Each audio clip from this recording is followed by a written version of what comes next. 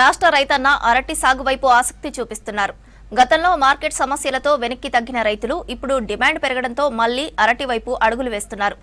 జిల్లాలో అరటికి అనువైన నేలలు, వాతావరణం ఉండటంతో ప్రభుత్వం కూడా రైతులను సంప్రదాయ పంటల నుంచి అరటి సాగు వైపు దృష్టి మళ్లించేలా ప్రోత్సహించాలని యోచిస్తోంది.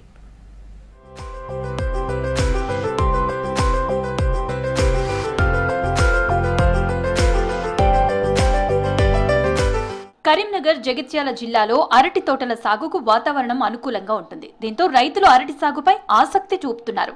ఎర్రటి, నల్లరేగడి నేలలు, వ్యవసాయ బావుల వల్ల నీటి కొరత లేకపోవడం ఇవన్నీ కలిసి అరటి సాగుకు ఎంతో అనుకూలంగా ఉన్నాయి. ఇప్పటికే మామిడి తోటల సాగుతో జగిత్యాల దేశవ్యాప్త గుర్తింపు పొందగా మరో ఉద్యాన పంట అయిన అరటిని కూడా సాగు చేయడం ద్వారా రైతులకు మంచి లాభాలు వచ్చే అవకాశం ఉంది.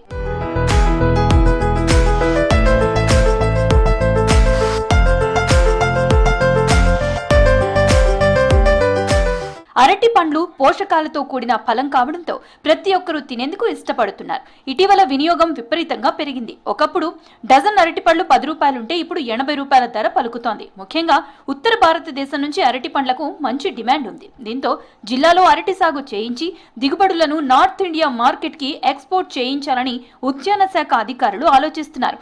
పెరిగిన ధరలు, ప్రభుత్వ ప్రోత్సాహంతో రైతులు కూడా ఈ పంట సాగు పట్ల ఆసక్తి చూపిస్తున్నారు. రైతులు ఇంకా పండ్ల తోట కొంచెం ముగ్గు పెట్టడానికి మాకు సిటీ దగ్గర ఉంది కాబట్టి మేము ఏదంటే పెట్టడానికి రెడీగా ఉన్నాం.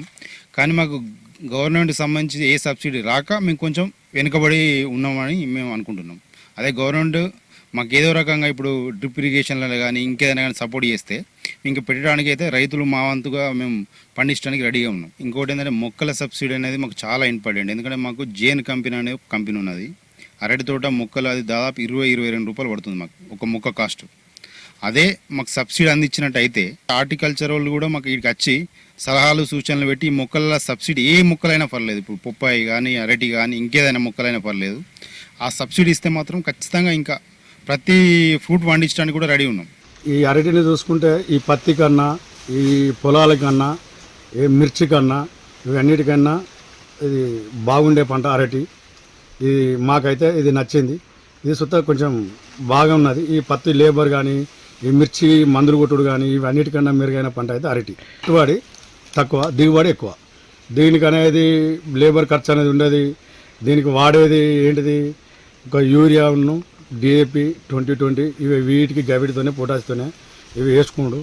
అదైనా సుత చల్లుకోవచ్చు, వేసుడు సుత కాదు, చల్లుకుని సుత చేసుకోవచ్చు. కాకపోతే మనం దగ్గర ఉండి చేసుకుంటూ అయితే బాగుంటుంది. ఇప్పటికే జగిత్యాల రూరల్, కోరుట్ల, మెట్పల్లి, మల్యాల, ధర్మపురి తదితర మండలాలతో పాటు కరీంనగర్ జిల్లాలోని జమ్మికుంట, ఇల్లంతకుంట ఏరియాల్లో అరటి సాగు జరుగుతోంది. మార్కెట్ భరోసా, సబ్సిడీలు, డిమాండ్ అన్ని కలిసి వస్తే జిల్లాలో అరటి సాగుకు పూర్వ వైభవం తీసుకువస్తుందని ఆశిస్తున్నారు రైతులు. ఎకరానికి 2 లక్షల రూపాయలు వస్తుంది. రోగాలు అయితే ఏం లేవు. కాకపోతే మాకు ఇక్కడ వ్యాపారం లేక ప్రాబ్లం అవుతుంది. ఇంతకుముందు గతంలో పెట్టినాం, ఎవరు కోసుకపోక నష్టపోయినాం. ఇప్పుడు కొద్ది గొప్ప లాభం వస్తుంది. ప్రభుత్వం నుంచి రైతులకు ఫస్ట్ మొక్కలు డ్రిప్ అందిస్తే రైతులు చూద్దాం ముందటికి రాగలరు. 11 నెలలకు 10 నెలలు స్టార్ట్ అవుతుంది. 1 ఇయర్ లోపు అయిపోతుంది. అంటే మనం మంచిగా ఇంట్రెస్ట్ పెడితే ఎకరానికి 25 టన్నుల దాకా వస్తుంది. 20 నుంచి 25 టన్నులు వస్తుంది. 10 రూపాయలు వేసుకున్నా కానీ 2 నుంచి 2.5 లక్షలు. రాష్ట్ర ఉద్యాన శాఖ కలెక్టర్ సత్యప్రసాద్ నేతృత్వంలో ఇటీవల ఉత్తరాది వ్యాపారులు జిల్లాలోని రైతులతో సమావేశం నిర్వహించింది. నాణ్యత గల అరటికాయలకు ఉత్తర భారతదేశంలో డిమాండ్ ఉండడంతో రోజుకు 5 నుంచి 10 టన్నుల కాయలను అక్కడికి తరలించే ప్రయత్నాలు చేస్తున్నారు. ఇందుకోసం రైతులను ప్రోత్సహించేలా సబ్సిడీలు, మొక్కల సరఫరా, డ్రిప్, అంతర పంటల ప్రోత్సాహం వంటివి అందించాలని ఉద్యాన శాఖ యోచిస్తోంది. అరటి సాగుకి ముందుకొచ్చే రైతులకు సబ్సిడీలు ఇచ్చేలా ప్రతిపాదనలు పంపామని చెప్పారు హార్టికల్చర్ అధికారి శ్యామ్ ప్రసాద్.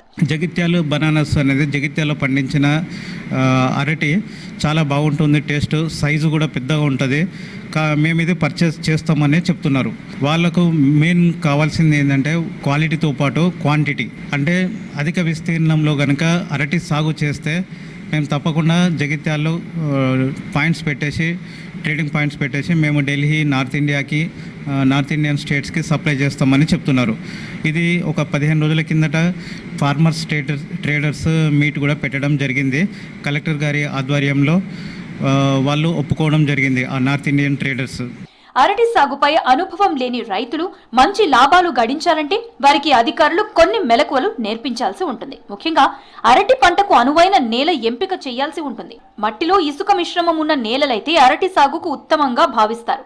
అలాంటి నేలలు జగిత్యాల, కరీంనగర్ జిల్లాలో చాలా వరకు ఉన్నాయి. అరటి పంట వేసే రైతుల నేలలోని మట్టిని భూసార పరీక్షలకు పంపించాల్సి ఉంటుంది. అదేవిధంగా పంట సాగు కోసం వానాకాలం అయితే జూన్ నుంచి జూలై మధ్య, యాసంగిలోనైతే నవంబర్ నుంచి డిసెంబర్ కాలాలు అనుకూలంగా ఉంటాయి.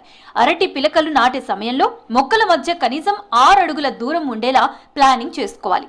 అలా సాగు మెలకువలతో రైతులకు స్థిర ఆదాయాన్ని కల్పించగలదంటున్నారు నిపుణులు.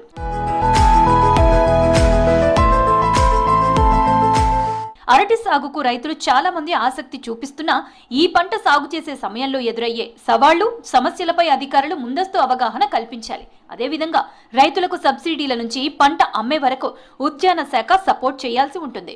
చీడపీడల సమయంలో ప్రోత్సాహం, ప్రకృతి విపత్తుల నుంచి జరిగే నష్టాలకు బీమా రక్షణ వంటివి అందిస్తే జిల్లాలో అరటి సాగు పెద్ద ఎత్తున పెరిగే అవకాశం కనిపిస్తోంది.